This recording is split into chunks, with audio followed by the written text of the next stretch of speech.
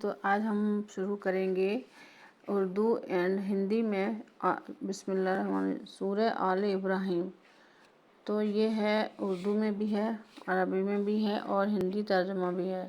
تو آج ہم آپ کو ترجمہ بتائیں گے سورہ آل ابراہیم کا، ٹھیک ہے؟ تو میرے ساتھ بنے رہیے۔ تو سب سے پہلے ہم شروعات کریں گے قرآن کی سورہ فاتحہ سے، یہ بہت ضروری ہے۔ سب سے پہلے آپ سورہ فاتحہ پڑھیں۔ تو یہاں پہ ہم نے رکھ رکھا ہے، آپ دیکھ سکتے ہیں۔ تو میں نے یہاں پہ اس کو کارڈ رکھے ہیں، اسی نئے رمضان کے ہیں تو یہاں پہ شروع کریں گے۔ بسم اللہ الرحمن الرحیم، سورۃ الفاتحہ۔ بسم اللہ الرحمن الرحیم، الحمدللہ رب العالمین، الرحمن الرحیم، مالک یوم الدین، ایاک نعبد و ایاک نستعین، اہدنا الصراط المستقیم، صراط الذین انعمت علیہم غیر المغضوب علیہم ولا الضالین، آمین۔ تو یہ ہے سورہ فاتحہ ہندی میں اردو ترجمہ کے ساتھ۔ چلیے اب ہم چلتے ہیں اپنے سورہ، یہاں پہ ہم سورہ پڑھیں گے سورہ آل ابراہیم، ٹھیک ہے؟ اس کو ہندی میں پڑھیں گے۔ تو سورہ آل ابراہیم مدنی ہے اور اس میں آپ کو دکھ رہا ہوگا، نزدیک کرتے ہیں تھوڑا، اس میں 200 آیتیں اور 20 رکوع ہیں۔ رکوع اس کو بولتے ہیں، 1 رکوع، 2 رکوع، یہ رکوع ہیں، ٹھیک ہے؟ جیسے ہم نے یہاں سے قرآن شروع کریں گے تو یہاں پہ ہی اسٹاپ کریں گے آ کے۔ اس کے بیچ میں اگر ہمیں کسی سے بات کرنی ہے تو یہ آیت آ جاتی ہے نا، 6 نمبر، 7 نمبر، کوئی بھی، جیسے یہاں سے ہم پڑھیں گے یہاں سے تو یہاں 3 نمبر پہ روک دیں گے اگر آپ نے کسی سے بات کرنی ہے بیچ میں تو۔ سورہ مدنی ہے اور اس میں 200 آیتیں، 20 رکوع ہیں۔ اللہ کے نام سے شروع جو نہایت مہربان رحم والا ہے۔ رکوع نمبر 1، اللہ ہے جس کے سوا کسی کی پوجا نہیں، آپ زندہ اوروں کا قائم رکھنے والا، اس نے تم پر یہ سچی کتاب اتاری، اگلی کتابوں کی تصدیق فرماتی، اور اس نے اس سے پہلے توریت اور انجیل اتاری، لوگوں کو راہ دکھاتے اور فیصلہ اتارا۔ بے شک وہ جو اللہ کی آیتوں سے چھپا نہیں ہے، اللہ کی آیتوں سے منکر ہوئے ان کے لیے سخت عذاب ہے، اور اللہ غالب بدلہ لینے والا، اللہ پر کچھ چھپا نہیں، یعنی مطلب اللہ سے کچھ بھی چھپا نہیں ہے، اللہ ہر چیز کا بدلہ لیتا ہے۔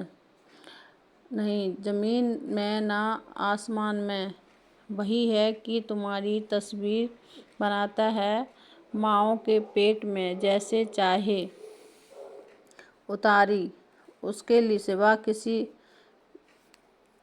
اس کا مطلب ہے اللہ ہی ہے، آپ کو ماں کے پیٹوں میں تصویر بناتا ہے الگ الگ طریقے کے، جیسے کہ انسان پیدا ہوتے ہیں، اس کے سوا کسی کی عبادت نہیں، عزت والا، حکمت والا وہی ہے جس نے تم پر یہ کتاب اتاری۔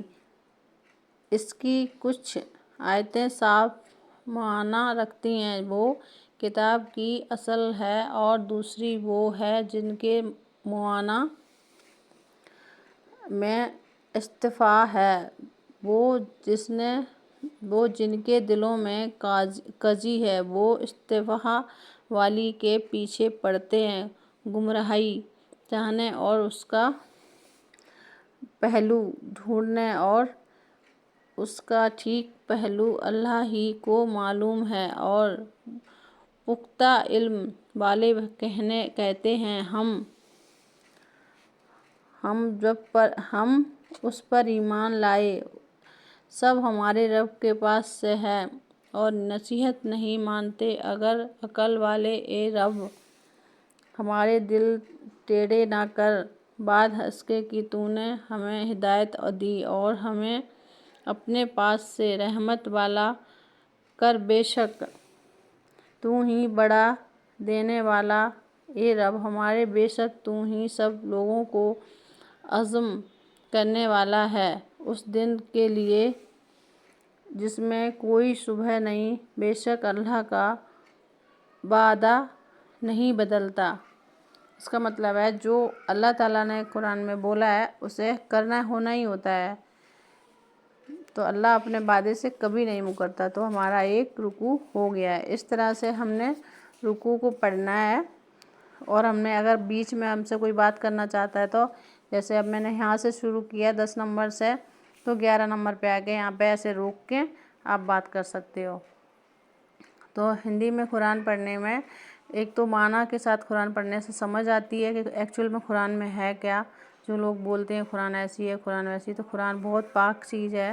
قرآن میں جو اللہ تعالیٰ نے وعدہ کیا ہے وہ پورا ضرور کرے گا انشاءاللہ۔ بس اللہ پر یقین رکھو اور سب اچھا ہوگا۔ کسی کے ساتھ غلط نہ کرو، کسی کا حق نہ کھاؤ، اس قرآن میں خود ہے۔ تو نیکسٹ سورہ پڑھیں گے، آپ کو پھر بتائیں گے۔ ایک رکوع آپ کو آج پڑھ کے سنا دیا ہے، ویڈیو بڑی ہو جائے گی، کل آپ کو یہ رکوع میں سمجھائیں گے۔